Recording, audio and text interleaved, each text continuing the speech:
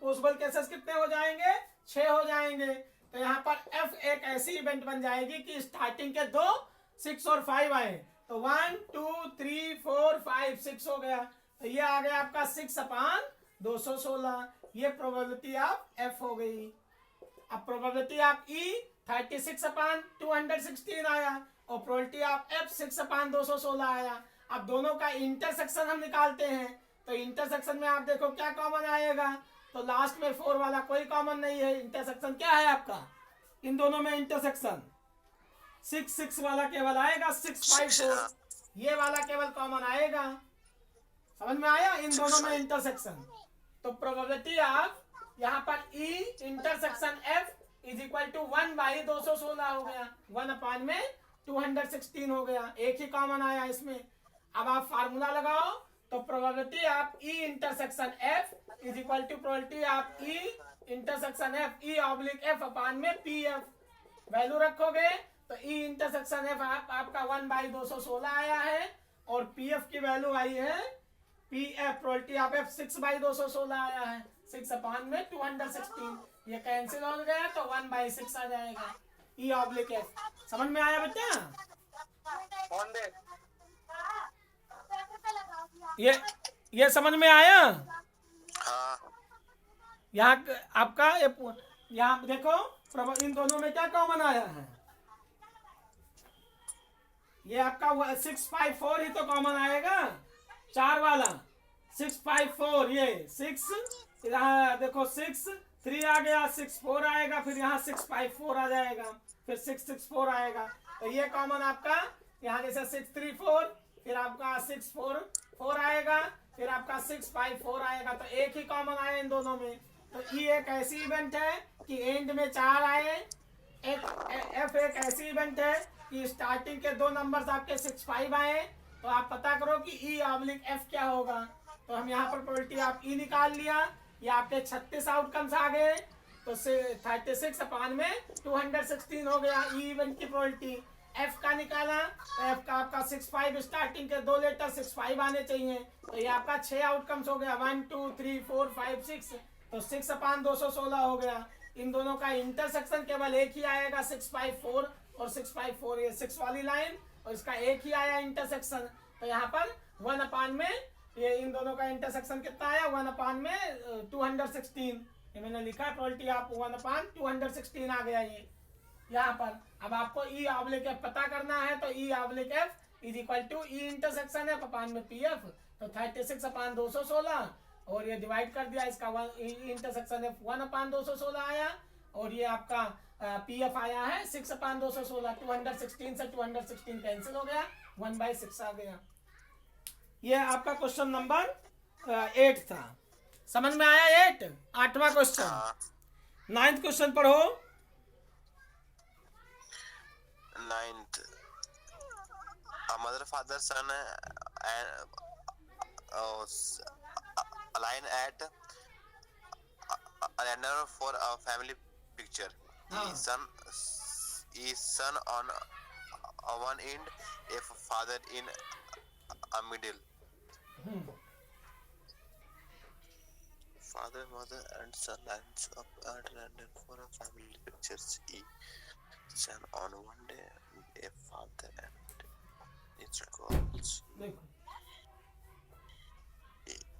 9th question है, mother father and son line up at random. Mother father and son line up at random.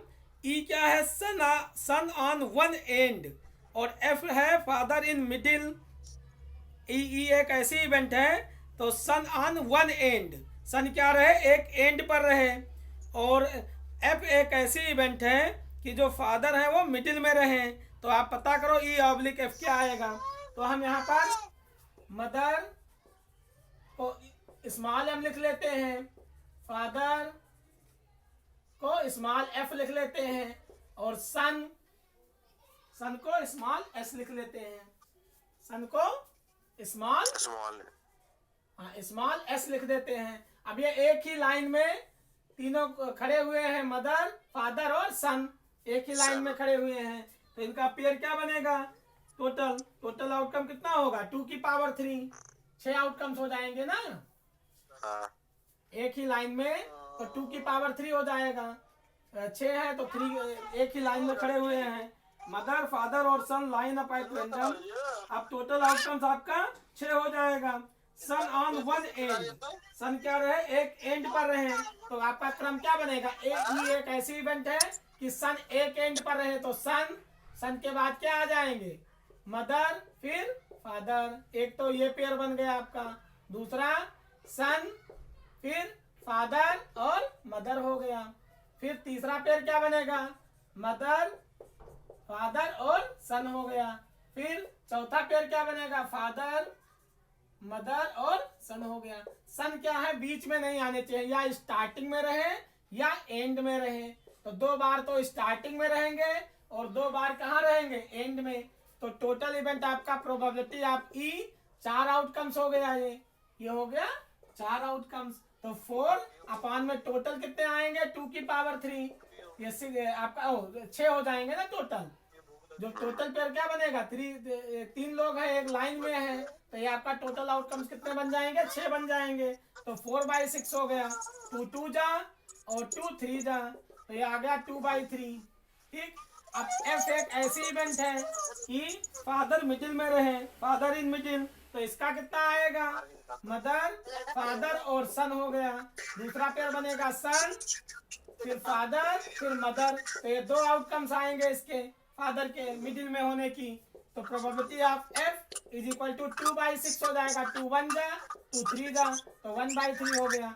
अब दोनों में intersection निकालते हैं, तो ई इंटरसेक्शन एफ देखते हैं, कुछ कॉमन आया आपका, एम एफ एस ये हो गया एक कॉमन। दूसरा आपका SFM ये कॉमन हो गया, तो ये आपका 2/6 हो गया कॉमन। तो 2 1 जा 2 3 जा, तो 1/3 आ गया। अब आप पता करना है probability of E intersection F is equal to probability of E oblique F. Probability of E oblique F is equal to probability of E intersection F upon में PF। डिवाइड करोगे ई इंटरसेक्शन एफ की value 1/3 आया, और ये divide हो जाएगा आपका PF। PF की वैल्यू प्रोबेबिलिटी ऑफ एफ कितना आया है, 2/6, तो 1/3 से, तो 1/3 से 1/3 को डिवाइड करोगे तो 1 आएगा। समझ में आया। हाँ ये आपका इंटरसेक्शन एफ 1/3 आया, ये इंटरसेक्शन एफ भी 1/3 है। दोनों को डिवाइड करोगे, आपको कंडीशनल प्रोबेबिलिटी पता करना है। तो ये आपका क्वेश्चन नंबर 9 था। क्वेश्चन नंबर 10 पढ़ो। क्वेश्चन नंबर 10, आवाज आ रही है बेटा? हाँ सर आ रही है। 10 नंबर पढ़ो question. A black and a red dice are rolled. Find the conditional probability of obtaining a sun greater than a 9 given that the black dice result in a 5. B. Find a conditional probability of obtaining the sun 8 given that the red die resulted in a number less than 4. हाँ 10 number question में देखो, आप black and red dice are rolled, एक black और एक red dice को roll किया गया। Find the conditional probability of obtaining a sum greater than 9 given that the black die resulted in a 5। Find the, दूसरे पार्ट में find the conditional probability of obtaining the sum 8 given that the red die resulted in a number less than 4। तो एक dice को आप कितनी बार role किया गया, आप black and red dice are rolled, एक ब्लैक डाइस है और एक रेड डाइस है, तो टोटल कितने आउटकम्स आ जाएंगे। एक डाइस को अगर एक बार रोल करो, या 2 डाइस को एक डाइस को 2 बार रोल करो, तो 6 की पावर 2 हो जाएगा 36, या दो डाइस को एक बार रोल करो तब भी आपका 36 आएगा। एक डाइस को 2 बार रोल करो तो 36 हो गया। एक डाइस को एक बार रोल करोगे तो 6 की पावर 1 आउटकम आएंगे टोटल। एक डाइस को 2 बार रोल करोगे तो 6 की पावर 2 36 आएगा। तो एक डाइस को 2 बार रोल करो या 2 डाइस को एक बार रोल करो, दोनों के कितने पॉसिबल आउटकम्स आएंगे, 36 आएंगे। समझ में आया। हाँ अब यहाँ पर दो डाइस हैं, एक हमारे पास ब्लैक कलर की है और एक हमारे पास है रेड कलर की। समझ में आया? दो डाइस को एक बार रोल किया गया तो कितने आउटकम आएंगे? 36 नहीं आएंगे? तो टोटल आउटकम कितने आ गए? 36 हो गया। अरे 1 1 आएगा, 1 2 1 3 डैश डैश डैश 1 4 1 5 1 6 हो गया। ऐसे 2 1 2 2 2 3 और ये हो गया 2 6 हो गया। 3 1 3 2 डैश डैश डैश 3 6 हो गया। 4 1 4 2 और 4 5 4 6 हो गया। 4 6 5 1 5 2 और 5 6 हो जाएगा। 6 1 6 2 कहाँ तक? 6 6 तक 6। अब 36 हो गया। तो एक डाइस को 2 बार रोल करो या 2 डाइस को 1 बार रोल करो, टोटल आउटकम कितने आएंगे? 36 ही आएंगे।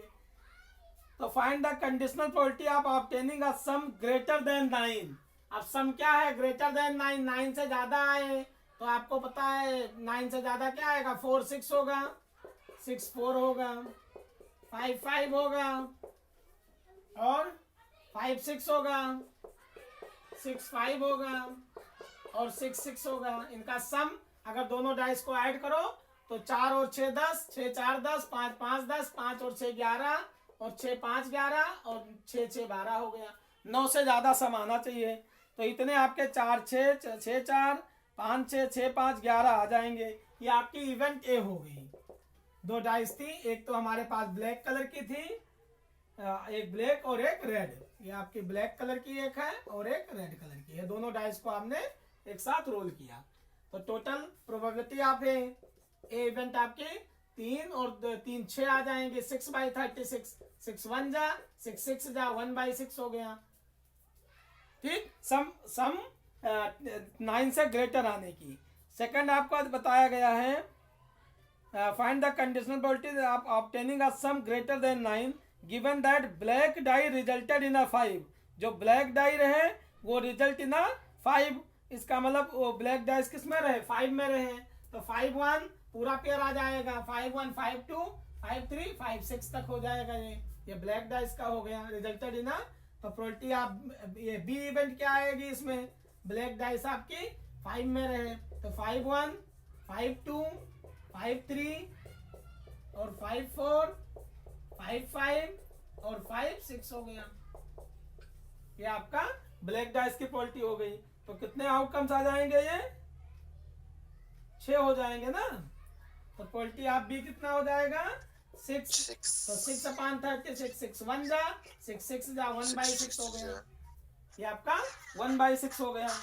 अब दोनों का इंटरसेक्शन निकालो जो दोनों में कॉमन हो। दोनों में इंटरसेक्शन निकालो तो दोनों में कॉमन हो। तो probability of E A intersection B, A intersection B. तो यहाँ पर देखो इंटरसेक्शन आपका जब आप ए इवेंट लिखा था तो 5 5 हो गया, 5 6 हो गया, 5 5 और 5 6 2 आएगा। 5 5 और 5 6 तो 2 बाई 36 हो जाएगा। ये हो गया 2 बाई 36। तो 1 जा तो 18 जा तो 1 बाई 18 हो गया। अब आप फार्मूला लगाओ तो प्रोबेबिलिटी आपको पता करना है conditional probability obtaining a sum greater than 9 given that black die resulted in a 5। तो पी ए ऑब्लिक बी आपको पता करना है। पी ए ऑब्लिक बी तो is equal to P A intersection B upon में पी बी।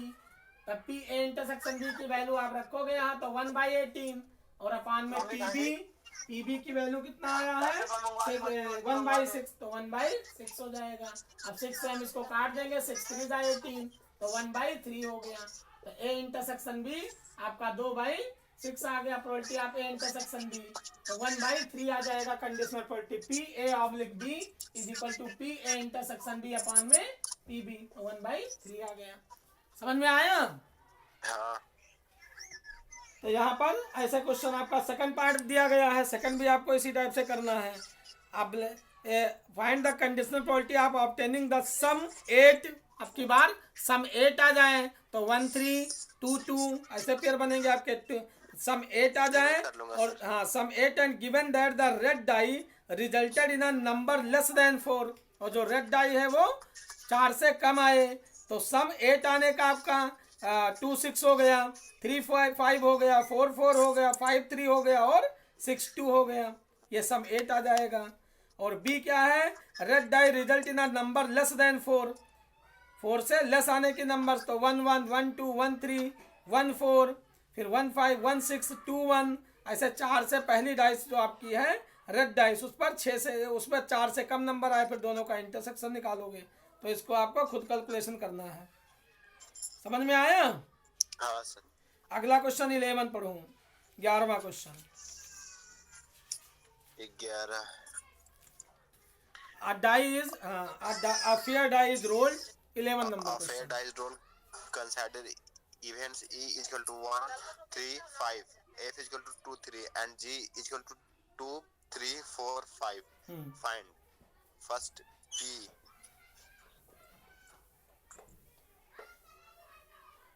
हेलो,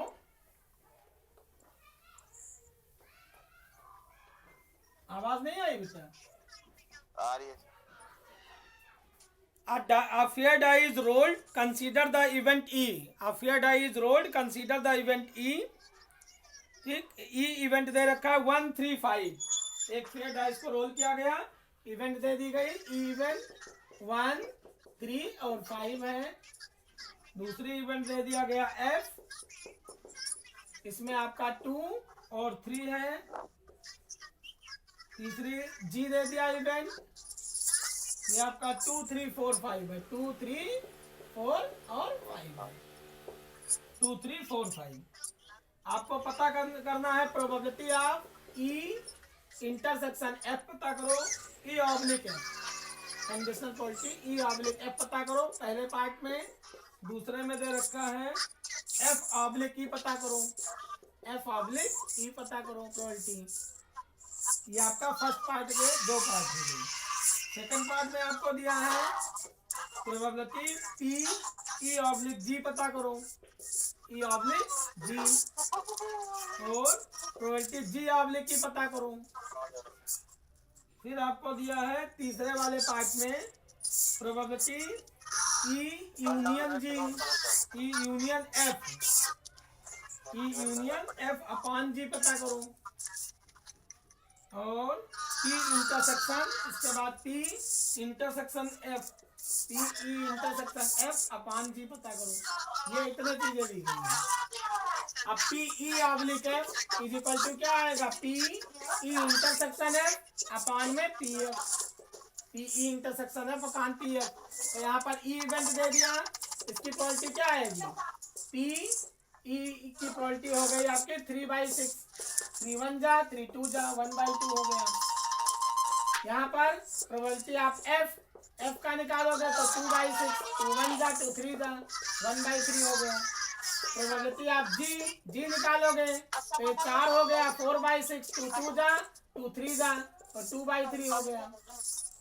ठीक, अब यहाँ पर हमें निकालना है E इंटरसेक्शन F। तो E और F का इंटरसेक्शन देखो कुछ कॉमन है, 3 कॉमन है, तो E इंटरसेक्शन F कितना आएगा इसमें, A fair die is rolled, a fair die is rolled, consider the event E 1 3 5, F 2 3 and G 2 3 4 5। Find E oblique F, conditional probability आपको पता करना है। E ऑब्लिक F, एक फेयर डाइस को roll किया गया, फेयर और अनफेयर। फेयर मतलब होता है कि ठीक ठाक इधर उधर टेढ़ा मेढ़ा ना हो, और अनफेयर मतलब क्या हुआ कि जो टेढ़ी मेढ़ी डाइस हो। तो एक फेयर डाइस को रोल किया गया तो total number of sample space कितने आएंगे, 1 2 3 4 5 6 हो गया। एक डाइस को एक बार रोल किया गया, 6 की पावर 1 हो गया। इसके बाद में सेकंड केस कहा गया है, E एक ऐसी इवेंट है कि 1 3 5 आ जाए नंबर्स।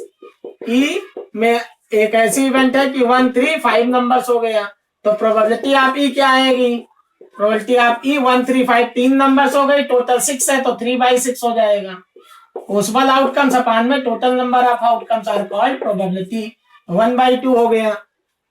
फिर ई के बाद एफ एक ऐसी इवेंट है कि 2 और 3 नंबर्स आ जाए।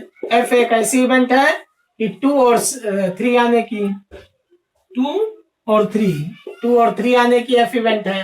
तो इसकी प्रोबेबिलिटी क्या आएगी, P F is equal to दो नंबर से 2 3, तो 2/6 हो गया, 2 1 जा 2 3 जा, 1/3 हो जाएगा। एफ इवेंट हो गई। फिर आपको पता करना जी एक ऐसी इवेंट है, जी एक ऐसी इवेंट है कि 2 3 4 5 नंबर्स आ जाए, 2 3 4 5 4 नंबर्स हो गया। तो पीजी प्रोबेबिलिटी ऑफ जी क्या आएगी, 4/6, 2 2 जा 2 3 जा, ये हो गया 2/3। अब आपको फाइंड आउट करना है P E intersection F, P E intersection F find out करना है। तो P E oblique F, conditional probability P E oblique F, P E oblique F क्या आएगा, conditional probability of E oblique F, मतलब F event are already happened. इसका formula होता है P E intersection F upon में पी एफ, जो नीचे आएगा इन दोनों का इंटरसेक्शन डिवाइड में जो नीचे होगा उससे हम उस प्रोबेबिलिटी से डिवाइड कर देंगे। तो इसको हम कंडीशनल प्रोबेबिलिटी कहते हैं कि एक इवेंट दूसरे पर इंडिपेंडेंट हो। जैसे मान लो एक कंडीशंस दे दिया जाए एक डाइस को, जैसे आप एक प्लेइंग कार्ड है, 52 ताश होते हैं, उसमें से आप एक कार्ड निकाल लोगे, एक कार्ड आपने निकाल दिया और रिप्लेस नहीं किया, तो अब आप जब दूसरी ड्रॉ करोगे तो उसमें कितने कार्ड्स रहेंगे, 51 में से आपको ड्रॉ किया मतलब निकालना पड़ेगा। जैसे टोटल 52 कार्ड्स होते हैं, टोटल 52 कार्ड्स होते हैं, एक कार्ड आपने एक एस निकाल लिया, मान लो ये सपोज करो आपने किसका डायमंड का एस निकाल लिया, डायमंड का एस आपने निकाल लिया, तो टोटल कितने कार्ड बचे, रिमेनिंग कार्ड 51 बचेंगे। अब जब दोबारा आप कोई कार्ड ड्रॉ करोगे तो ये डिपेंडेंट हो जाएगा, क्योंकि 51 कार्ड बचे, अब आपको 51 में से निकालना पड़ेगा। इसका मतलब एक इवेंट पहले से हो चुकी है, तो ये इसको हम कंडीशनल प्रोबेबिलिटी कहते हैं कि एक कंडीशंस दे दी गई कि अब आपको अगर रिप्लेस ना किया जाए तो अब आपको 51 में से ड्रॉ करना है, तो ये कंडीशंस हो गई कि ये इवेंट पहले से हो चुकी है। तो यहाँ पर पी इंटरसेक्शन एफ, ये आपको बताया था इंडिपेंडेंट इवेंट और डिपेंडेंट इवेंट क्या होती है, रिप्लेस करना और विदाउट रिप्लेसमेंट। तो ई इंटरसेक्शन एफ, ई इंटरसेक्शन एफ, आप ई और एफ का हम इंटरसेक्शन करते हैं तो कॉमन क्या है, इसमें केवल 3 कॉमन है, 3 कॉमन है। तो ई इंटरसेक्शन एफ क्या आया, ई इंटरसेक्शन एफ, ई और एफ का इंटरसेक्शन हो गया 3, एक ही नंबर आया है तो 1/6 हो गया। अब आप फार्मूला लगाओ, तो probability of E intersection F तो 1/6 हो गया, डिवाइडेड बाई ये आपका प्रोबेबिलिटी हो गया ई इंटरसेक्शन एफ का, अपॉन में पी एफ, पी एफ की वैल्यू कितना है 1/3, 1/3 से डिवाइड करोगे तो 1/6 इंटू में 3/1 हो जाएगा, जब रेसिप्रोकल करोगे 3 1 जा 3 2 जा तो 1/2 हो गया। तो ई ऑब्लिक एफ कितना आ गया 1/2, क्योंकि पी ई इंटरसेक्शन एफ, ई और एफ का इंटरसेक्शन 3 आया, एक ही पॉइंट है, टोटल 6 आउटकम्स है, तो 1/6 हो गया। Probability of E intersection F 1/6 हुआ, तो 1/6 अपॉन में P F, P F 2 numbers है तो 2/6 था, या कैंसिल कर दिया तो 1/3 से हम डिवाइड कर देंगे तो 1/2 हो जाएगा ई इंटरसेक्शन एफ। सेकंड पार्ट में बताया गया है पी एफ इंटरसेक्शन ई पता करो, पी एफ और oblique E, conditional probability of F oblique E पता करो। तो फार्मूला क्या होगा, पी एफ इंटरसेक्शन ई, चाहे ई इंटरसेक्शन एफ का हो चाहे एफ इंटरसेक्शन ई, अपॉन में यहाँ पीई हो जाएगा, जो डिनोमिनेटर में होगा उसी से आपको डिवाइड करना है, तो अपॉन में पीई हो गया। अब पी एफ इंटरसेक्शन ई की वैल्यू कितना है 1/6, और पीई, पीई इवेंट कितना है 3/6, मतलब 1/2 से आप डिवाइड करोगे इसको, तो 1/2, 2 ऊपर चला जाएगा, 1/6 इंटू 2/1 हो जाएगा, 2 1 जा 2 3 जा, तो ये आ गया 1/3। तो यहाँ पर एफ ऑब्लिक ई पता कर लिया और ई ऑब्लिक एफ पता कर लिया। एफ इवेंट ऑलरेडी हैपेंड, ई इवेंट ऑलरेडी हैपेंड, तो ये होता है फॉर्मूला इसका कंडीशनल प्रोबेबिलिटी का। ये आपका 13 का क्वेश्चन नंबर 11 का फर्स्ट पार्ट था। सेकंड में आपको E oblique G find out करना है, ये आपका फर्स्ट पार्ट था।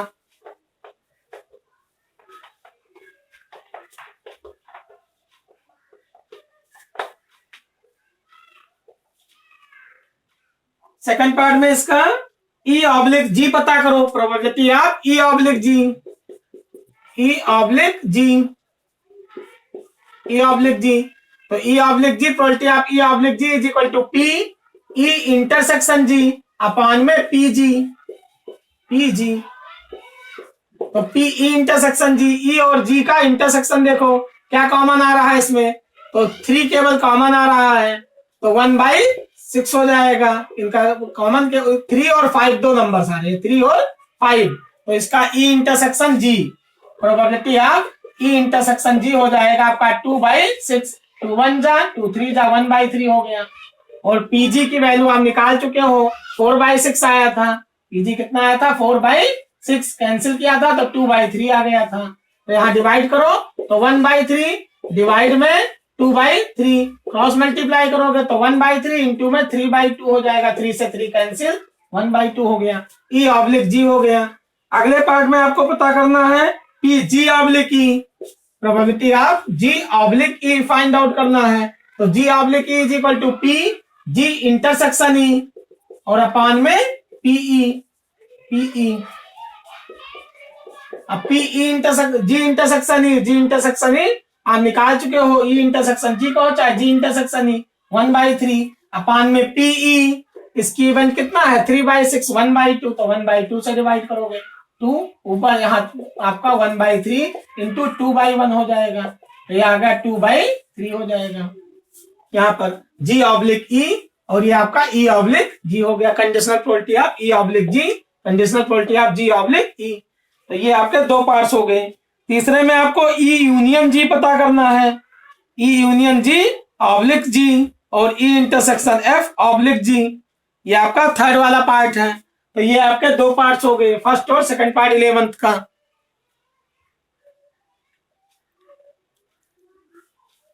अगला हम करते हैं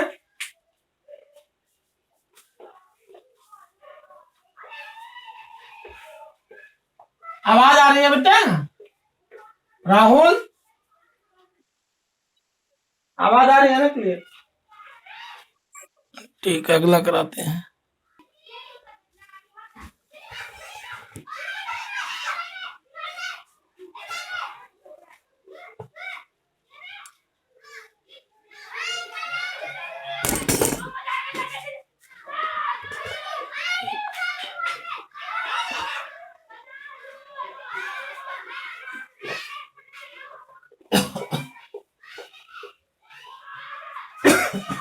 क्वेश्चन नंबर 12 हम देखते हैं।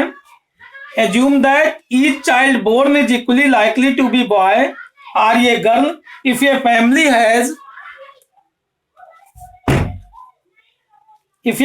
has 2 children. What is the conditional probability that both are girls given that the youngest is a girl and at least one is a girl? Assume that each child born is equally likely to be a boy or a girl.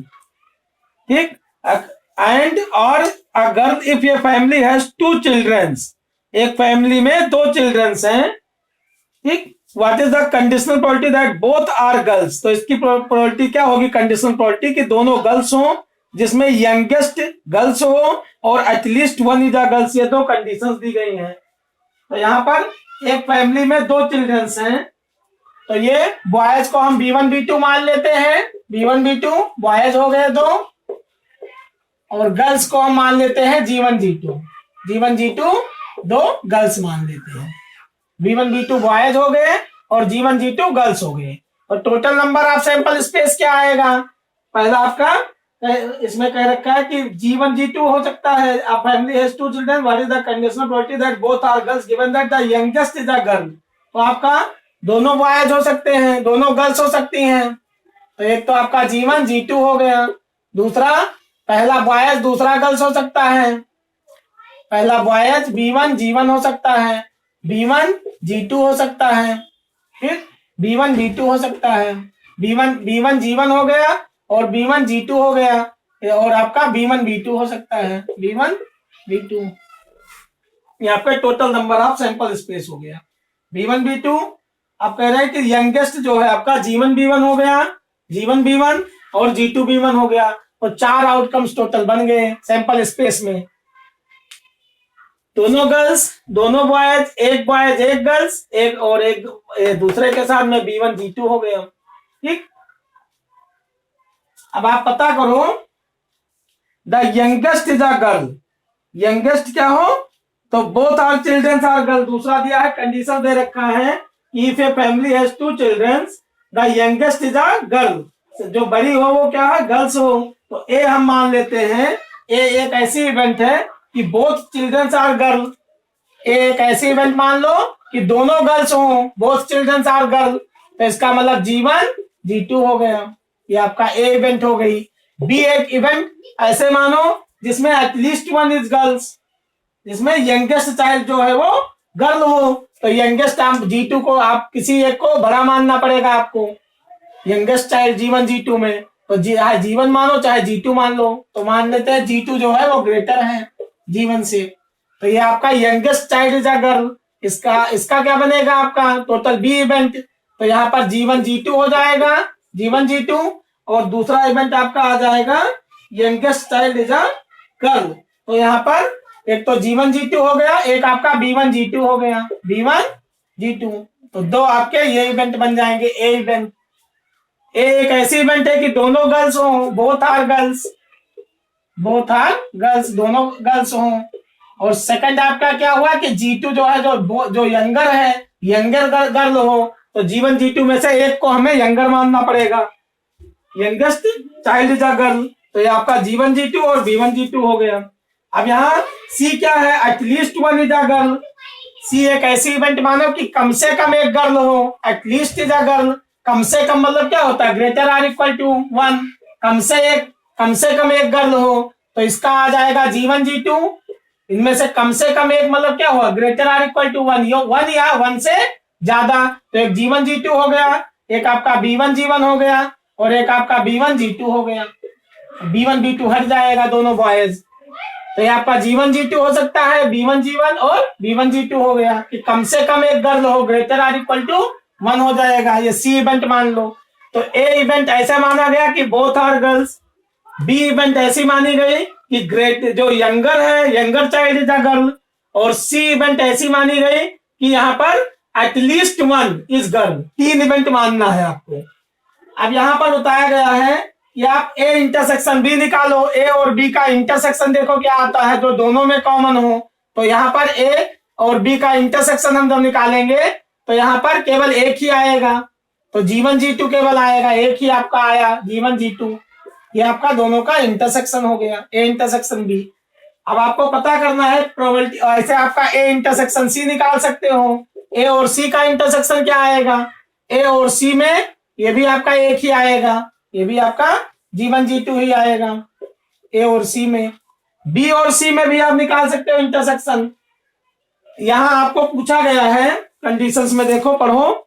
Assume that each child born is equally likely to be a boy or a girl.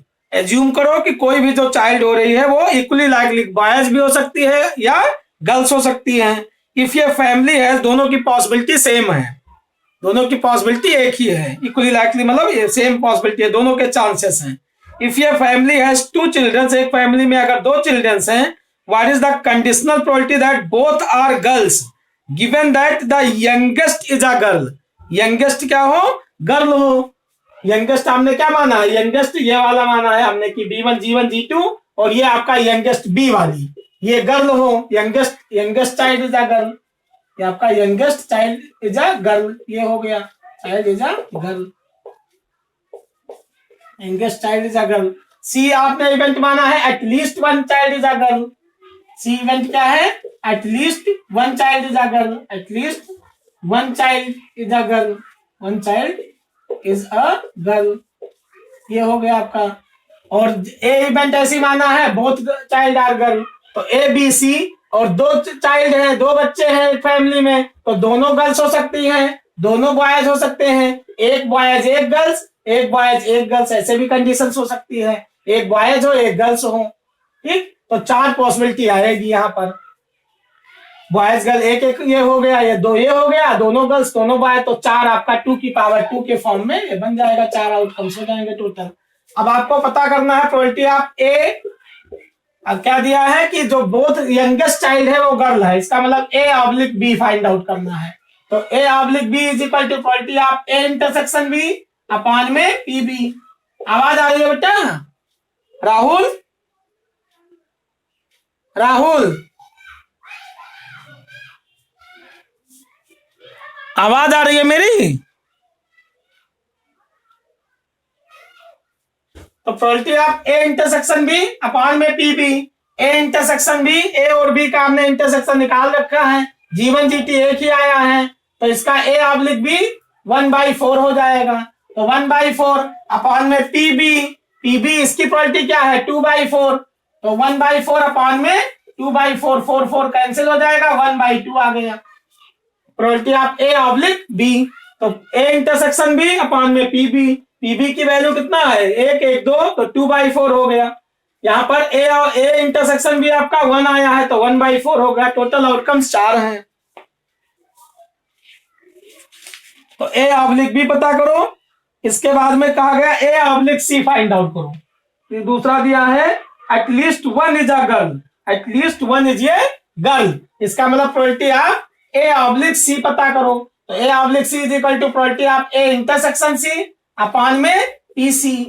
तो A intersection सी की value G1 G2 एक ही आया है, तो 1/4 upon में P सी, इसकी probability कितना है 3/4, 3/4 हो जाएगा, 4 से 4 कैंसिल हो जाएगा, 1/3 आ गया। तो ये 1/2 आ गया, ये 1/3 हो गया। समझ में आया? आवाज आ रही है बेटा?